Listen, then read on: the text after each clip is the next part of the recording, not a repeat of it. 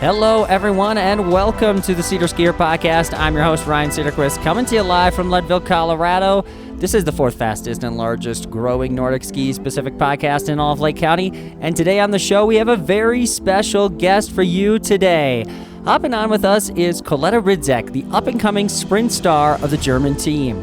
Rydzek, whose brother was an Olympic champion in Nordic combined, ended the 2024-2025 World Cup season with a bang, capturing back-to-back sprint victories in Lahti. A powerful skier with a high-end sprint finish, we talked with Coletta about her off-season approach to hopefully match Jonna Sundling, what it's like to be part of the new wave of German skiing, as well as her goals for the season and what she enjoys off the snow.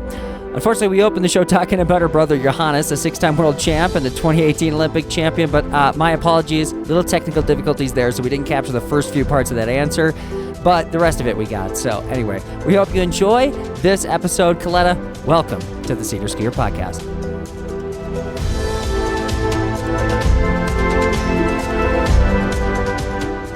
Athletic, that sort of thing. I grew up doing a lot of sports. Where I live in Oberstdorf, there are mountains, so we were not my parents were not competitive athletes, but we were an active family. So we did a lot of hikes or skiing in the winter. So it was kind of like, and I do anything with sports was not mandatory, but it was the only way to go. And I have two older brothers. So Johannes, the Nordic combined athlete, he's the oldest, and one in the middle. And they both did Nordic combined. So I want to do a little bit something like that. I tried the ski jumping, but I was too scared. So I stick with cross country skiing. And I grew up pretty nice, and with the skiing in front of my door, I would say. And of course, my brother was so early, so good. So that was always a little bit hero for me, what I want to achieve. So I always looked up to him, and he did incredible things. So I tried to do something like that. What's something that you really admire in him, other than his accomplishments? Is there something you kind of learned from him? Being the youngest, you get the benefit of watching everyone sort of go through the stages. So how'd that go for you? I can learn from him a lot. Of course, you learn when he was successful. It was super. I was super happy for him, but of course, you also learn about times when it maybe doesn't work so good, and to don't lose the joy of the sports. I think that's the most important. Of course, we want to be one of the best, or we want to be super good, but I think we also have to enjoy what we do, and I think that's one of the important things I learned. Do you think your skate technique is influenced by him? Did you ski with him enough where you would have been following in his footsteps in that way from a technique perspective, or does he even give you advice there? From a technique, of course we do trainings together, or when I was grown up, I can follow him. From the technique side, I would not say, because I think that there's cross country skiing is more forward to that one. So we do a lot of more technique training. So, and of course we have more power in the upper body because we can do a lot of more strength training. But I think he's also a little bit of the fast switch muscle type. So maybe that's what I think I got from him. Yeah, no kidding. Let's get into that here. You have 2 podiums in your career, both of them in Lahti, sprint freestyle in 2024, and then a victory last year. So first of all, is it something about that course, or is it that you're sharper at the end of the year that led to your successes there? Good questions. I didn't figure it out yet so far. So it seems that I peak, or that I'm in the end of the season, I'm a little bit better in shape, but last year was also pretty constant, I would say. So I think the course is pretty good for me. I love the home stretch. I know that I can be one of the fastest girls, but the incline and the speed I get there. So I think that's a big part. And also like uphill, downhill, I like to switch and not like have 2 minutes uphill straight. So yeah, Lahti is a good place. Fun story, but my brother was there as well. I Oh, think nice. first World Cup win and also 4 times world champion. So I think Wow. that's a good place for my family. So Yeah. I don't know. That's a cool little anecdote. I mean, coming off the successes, because you had the two wins there, the team sprint and then the individual two. How did that sort of shape your training approach this off season? Directed your confidence or motivation going into an Olympic year?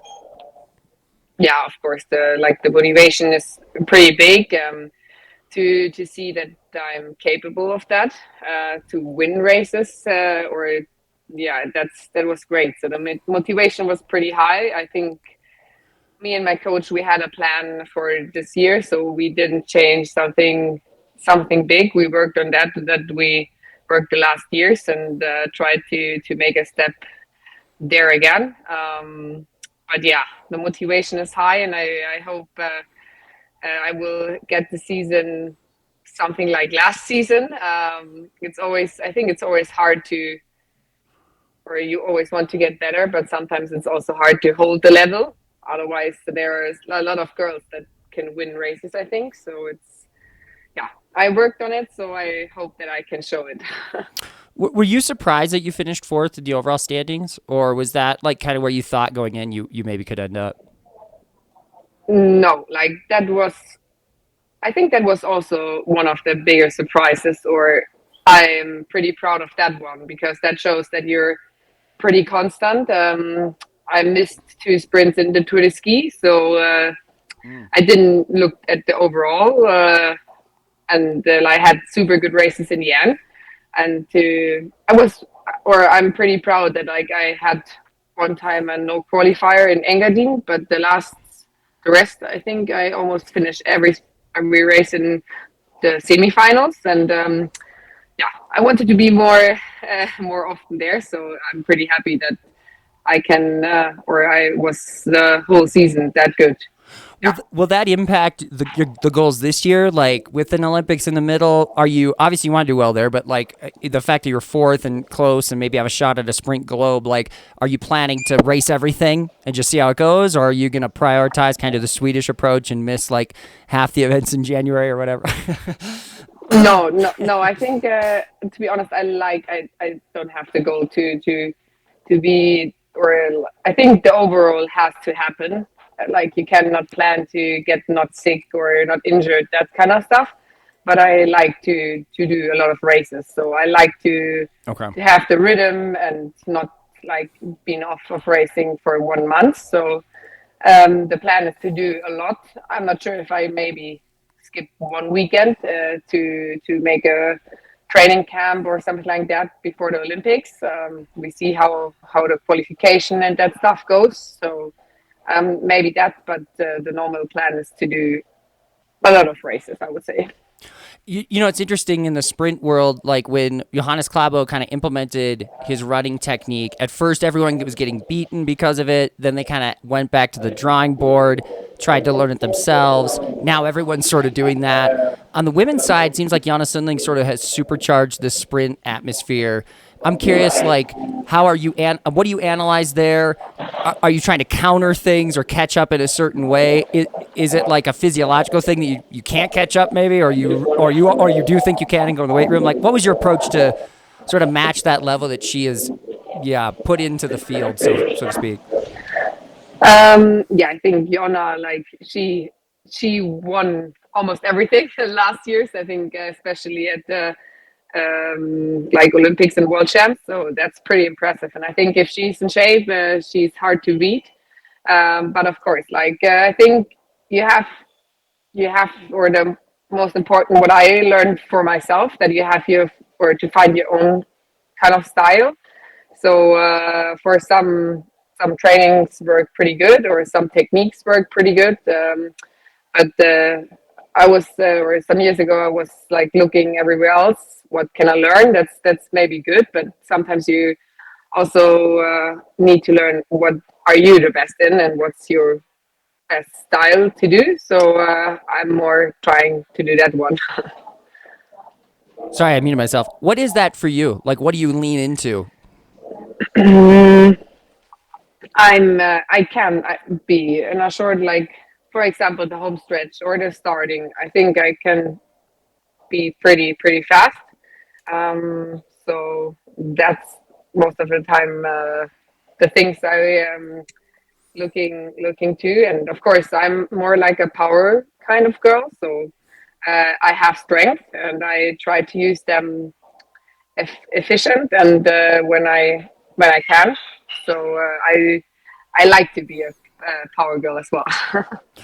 So on that, like over the off season, would you say you've improved your top end speed even just coming into this year, or is that something where you go, hey, I've got that taken care of. Let's work on a strength endurance so that between the rounds don't take as much out of me or whatever. Yeah, I think like the top speed it was there, so that's not the main part I was like focusing. I think it was more the endurance part. I know that I can also do some solid distance races, but I think as well as a sprinter, and Jonna shows that one as well, or Lynn, that if you want to be like a top sprinter, then it's not so bad to also be a good distance skier. So I think you have to have like a certain level of endurance to keep up with the girls, and especially at the heavy races or Olympics. Olympic track doesn't seem so easy, so I think that's endurance will help. Yeah. Yeah, I mean, skiing's interesting, right? We use the word sprint, but if I was talking to Zach Ketterson, he kind of was correct. He's like, hey, it's not really a sprint like in track and field. So, but it seems like some people do kind of pigeonhole themselves a little bit. They don't care as much or prioritize some of the distance things, or maybe they're just not as good at it. But for you, do you view yourself as an all around threat? Like going into the Olympics, do you expect to do what events do you expect to do or would hope to do? I think the hope is, of course, like the sprint and the team sprint. That's my main parts. Of course, I also like to be in a relay or in the 10K. I see myself being not so bad, but it's a good part that or I think the whole team developed pretty much. So it's not so easy or to get a spot there. Yeah. So we have a pretty good girls women or like a women team. So I know that can be the best in sprint and team sprint, I think. So that's the main focus, and the rest is like a little bit on top if it comes or if the shape is there, then of course. But I think that's the main focus. Yeah, you mentioned the women's team. They're very deep, and I was curious. Like you're kind of on the younger side of it a little bit, but are there other people coming up too? Like, should we expect German women to be strong for the next decade? Like, are there some stars that are 21, 22 that Americans don't know about, but you're like, oh man, just watch out if you thought we were good. That kind of thing. Yeah, I'm pretty sure. Like we have some young guns, like they're coming. So I hope that it's not like maybe we had the problem after our great period, the beginning of the like 2000s. There maybe was a little bit a downfall. I don't know, but Yeah. I think we especially in the women's side, we have had some medals in the U23 and junior votes. So I think there are some girls developing, and I hope that we can hold until that or the level, even if some of us quit. Sure. Right. Yeah, it'll happen eventually. But going back to the global championships, you were talking Olympics a little bit, and I had in here that you're 37th in Beijing in your one sprint event, 14th in Planica, and 8th in Trondheim. I'm curious, like, what have you kind of taken from each of those experiences? And were you satisfied with Trondheim? Or by the end of the year, looking back, winning a World Cup, then you kind of go, oh my gosh, I wish I'd had this confidence a month ago. Oh yeah, like I think I learned from every event. Like Beijing was like special. I in the beginning of the season I wasn't sure if I even make it to the Olympics, so that was a big dream to be part of that one. Of course, the race for itself was a disappointment. It was not my conditions, and I didn't have the shape. So I learned that even that failure is sometimes a step. Like, I don't know, it's part of the game to also fail. And yeah, of course, overall, when I see the 8th place in con time, I'm okay with that one, and I'm happy because the time there and before was not so easy. We had a lot of sicknesses, and I was sick 1 week before. So with that, or that I know that one, I'm satisfied with that. But of course, when I see my shape 2 weeks after, maybe it would also be great to be in top shape there. Yeah. But that's kind of things you cannot change. So you have to accept that. And I'm happy that I could show that I can win a race, maybe not at a world champs, but at a World Cup. So what would make this season successful? Good questions. I think if I can hold on the level I have last season, then I would be pretty happy. Of course, podiums are now kind of the goal, and to be almost always part of the girls who qualify for the final or semifinals. So that should be the goal. Of course, the dream is to have like the Olympic medal, but I will do everything I can for that one. And sometimes things you cannot control happen, so then I will see. But it would be nice. We see what happened in February. So yeah. We have a Lake Placid World Cup, so coming to North America. You didn't come to Minneapolis? No, wait, one of you did. Did you come to Minneapolis? Okay. Yeah. So that was great. Yeah, the atmosphere is crazy, right? What's your thoughts on Lake Placid? Do you know anything about it? The venue, the course? I don't know if you probably haven't been to North America, roller ski on the track, I would assume, but I don't know if you heard any intel there on that. What are your thoughts on coming back to North America? To be honest, I'm pretty looking forward. Like you said, Minneapolis was great. The atmosphere, was one of the best I ever experienced at the World Cup race. So that was awesome. That crowd, for everybody. Yeah. So I think so. The races was pretty good, and I see that we have to get cross country skiing all over the world. I think we have like Jessie and Julia. They're doing so good races, and I think it's nice that they also can show it at home, kind of. And I was also at the Junior World Championships in Soldier Hollow, and that was also great. So I always experience America races pretty nice. So yeah, bronze medal back in 2017 for you at juniors, so hopefully have good success. All right, last question before I have to let you go. What is something most people don't know about you as a person or skier, or something that you'd like American fans to realize? I don't know if they don't know, but I'm a pretty open person who likes to have a good time, and I think that's one of the most important things that I want to achieve. And if the success, of course, I love to do cross country skiing, but having a good time as well is pretty important. And I'm a big fantasy nerd. Oh, I don't know. Yeah. I was gonna ask you, like, what's the outside hobby, right? Like the hobby outside ski. Okay, fantasy. Yeah. Okay. Yeah. Fantasy is. I like it. Books, series, movies. Nice. That's. I think we have a lot of time on the plane or to travel, so you're getting to see a lot of movies and series. What's your all-time favorite?